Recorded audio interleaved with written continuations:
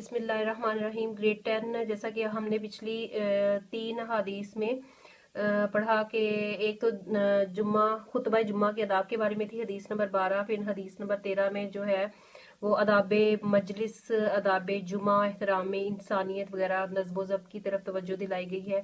हदीस नंबर 14 जो है वो नमाज के बारे में है कि जब नमाज खड़ी हो जाए, जमात खड़ी हो जाए, जिसके लिए दौड़ते हुए ना हो बल्कि इत्मीनान से चलते हुए, और जो पाल हो उसे अदा करो और जो रह जाए इसे बाद में पूरा करो। आज हम पढ़ेंगे हदीस नंबर 15। ये हदीस नंबर 15 जो है वो रमज़ानुल मुबारक के बारे में, रमज़ान के रोज़ों के बारे में है। तो इसमें हम सबसे पहले इसका तर्जुमा पढ़ते हैं। मन, जिसने सामा रोज़ा रखा रमज़ान, रमज़ान में जिसने रमज़ान का रोज़ा रखा, वक़ामहू और उसमें क़याम किया, ईमानन ईमान की नीयत से, जिसने ईमान और अजर की नीयत से, व एहतिसाबन और अजर की नीयत से जो है वो ईमान और अजर की नीयत से रमज़ान के रोज़े रखे, वक़ामहू और इसकी रातों में क़याम किया, वो फिर लाहू बख्श दिए गए, माफ़ कर दिए गए, लाहू उसके, माँ जो तक़द्दमा पहले किए थे, मिन से ज़म्बे ही उसके गुनाहों में से, यानी कि जिसने उसके पिछले तमाम गुनाह माफ़ कर दिए गए, यानी कि जिसने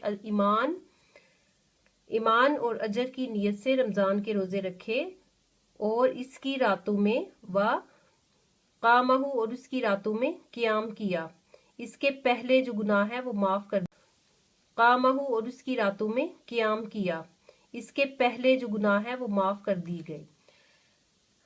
अब इसकी तशरीह जो है आपको इसके बारे में बहुत ज़्यादा मटेरियल मिल सकता है आपको रमज़ानुल मुबारक के बारे में, रमज़ान की रातों को इबादत के क़याम के बारे में, और इसके जो आदाब हैं रोज़े के उनके बारे में भी आपको जो मटेरियल है वो मिल सकता है। तो इसकी तशरीह करने के लिए आपने हेडिंग्स बनानी है। तो सबसे पहले जो बुक में लिखा है उसको थोड़ा सा रीड कर लेते हैं। रोज़ा दीन इस्लाम का एक अहम रुकन है। इस महीने में यानी कि रमज़ान के महीने में इंसान के अंदर दीनी मिजाज और सब्र तकवा पैदा करने के लिए मखसूस दीनी फिजा पैदा हो जाती है। इस माह को नेकियों की फसले बहार करार दिया जा सकता है। इसकी हेडिंग आप बना सकते हैं, नेकियों की फसले बहार। माह रमज़ान, नेकियों की फसले बहार। रमज़ान के पूरे महीने के रोज़े जो हैं वो फ़र्ज़ कर दिए गए हैं। अब इसमें आप आयत का हवाला भी दे सकते हैं कि तुम पर रमज़ान के माह रमज़ान के रोज़े फ़र्ज़ किए गए हैं। अब जो कोई ईमान के तकाज़ों के मुताबिक, ईमान के तकाज़ों की तकमील में और बारगाह इलाही से सवाब की उम्मीद के साथ रोज़े रखे और इस माह मुबारक की रातों में अपने रब के हुजूर क़याम करे, तो इसके पिछले गुनाह जो है वो माफ़ कर दिए जाएंगे।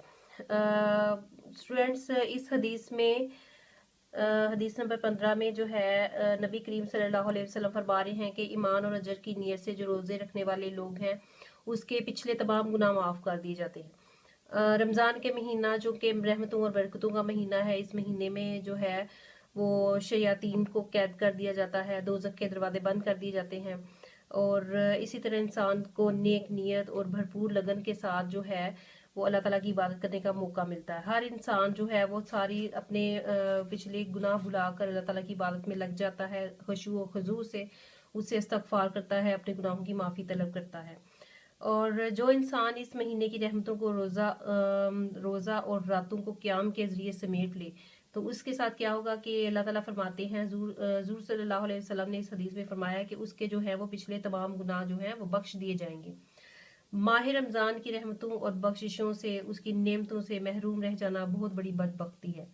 अल्लाह ताला जो है वो अपने बंदों को ये मौका साल में एक मरतबा ज़रूर देता है, इसलिए हमें चाहिए कि जो कोई भी ये मौका हासिल करे वो इसकी रहमतों और बख्शिशों से फ़ायदा उठाए। रोज़े की फ़जीलत के बारे में एक हदीस का तर्जुमा लिखें। यहाँ पर कुछ क्वेश्चन दिए गए हैं हदीस नंबर 15 से रिलेटेड, उनके आंसर देख लेते हैं।